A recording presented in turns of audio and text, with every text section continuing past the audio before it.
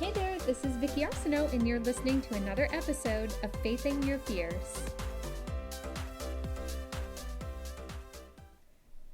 Today, I want to share with you something that I heard from my husband, and I just thought it was so cool that you might be able to benefit from this as well.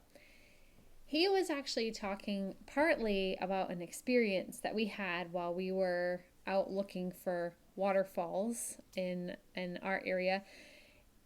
All these beautiful sites out here that we drive by or drive around all the time and never really take the time to notice. So we decided this fall we're going to go around looking for waterfalls, and we found quite a few of them. But at this one waterfall, actually there were two different waterfalls, but at the first waterfall, I saw this giant boulder, and attached to the giant boulder was a smaller boulder, but still super huge.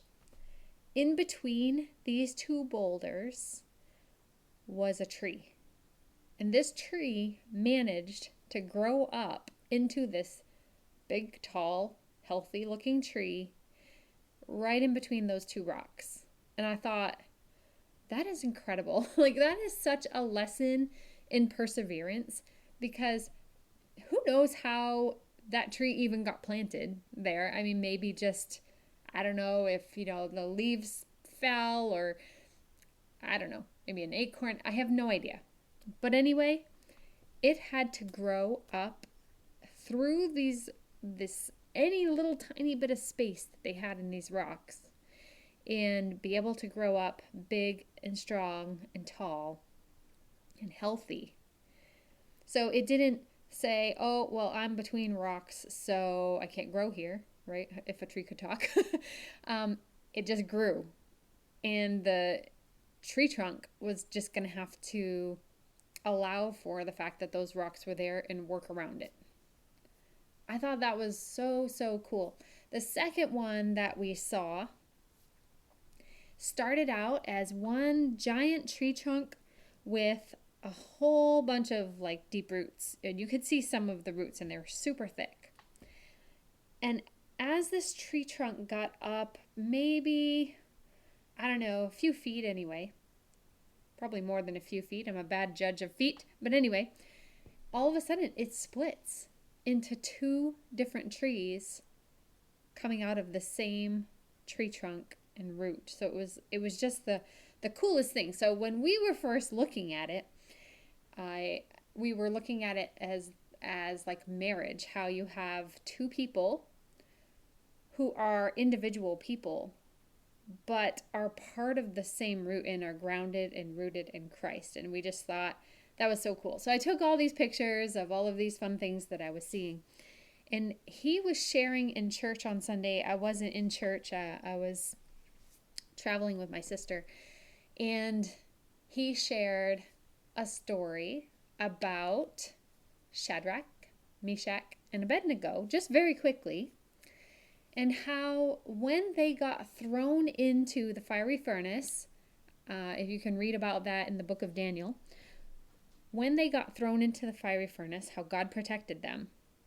But the cool thing that he pointed out was that God protected them, but he didn't say, in the midst of their circumstances, they're being thrown in here because they won't bow down and worship this big giant gold idol that King Nebuchadnezzar had put up. And they would only worship their God. They would not worship that. And so they get thrown in. And the interesting part that he pointed out was that God didn't rescue them from Nebuchadnezzar. He didn't turn down the fire. He protected them while they were in the fire.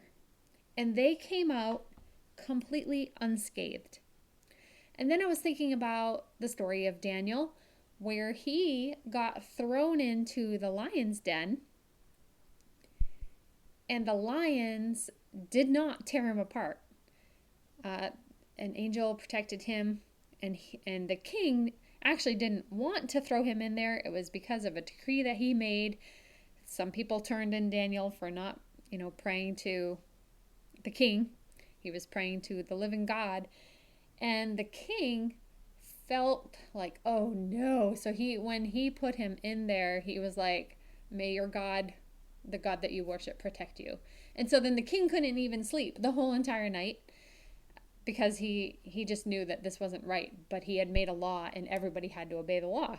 So anyway, he ends up getting up early the next morning and going to the den and finding, like, calling out to Daniel, like, oh my gosh, did God save you? And then Daniel calls back, yes, long live the king. Sorry for the cough, guys.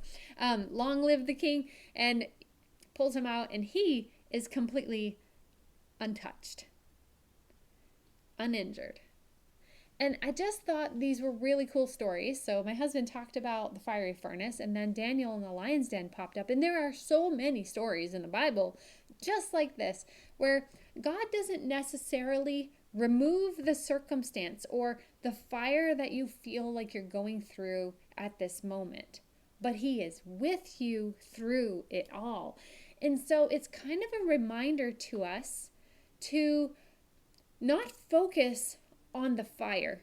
Don't focus on the circumstances around you. Focus on the God who is with you during the circumstances. We want to be careful not to give glory to the wrong thing. When we're focused on the fire that we're in, we're focused on the terrible circumstances that we're in, we take our focus off of God and we give glory to those things. Where our attention is where our glory is going. And we don't want our glory to be going to anything or anyone except God. He is the God that will bring you through every single circumstance. Keep your eyes on him at all times. Be prayerful. Be diligent. Be in connection with him. Be in relationship with him so that you know when you go through these times that he is with you. He is around you. He is protecting you. And that you are going to come out on the other side of whatever thing it is you're going through, and you will still be worshiping the same God. I took my mom to a church kind of coffee hour type thing this morning, and somebody there said how they thought it was so neat. So my mom and this other woman there, they're both around 79 years old.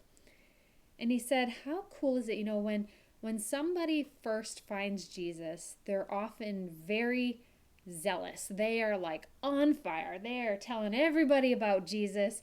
Everybody needs to come, right? Everybody is, they're just so excited and everybody needs to be a part of this. But like I mentioned in a previous podcast, when the seed falls on all these different, areas, these 4 different types of ground, sometimes you get different results. Like they may start out really strong and excited and everything, and then all of a sudden, life happens and, their relationship with God kind of wanes. And so this man was saying to my mom and this other woman, how cool is it that at this point in your life where you guys have been through the fire, you've been through loss, you've been through heartache, you've been through difficult illnesses and different things that have happened. And here you are still chasing after God. The zeal is still there. And here you are at 79 years old.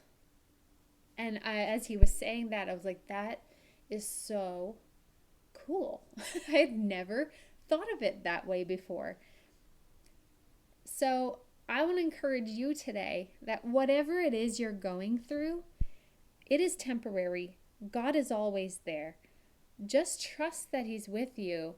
Trust that you're going to get through this and that he's never going to forsake you. And that when you're 80 years old or 90 years old or however old you get to, you're still going to be praising the same God that has brought you through all of those circumstances. Because if you look back on your life, you've already come through so many things. And guess what? You're still here. That's how you know that you are always going to come through these things and God is always going to be with you. And he is never going to leave you or forsake you. So that's what I wanted to share with you guys this week. I hope you have an amazing week and I will see you next time.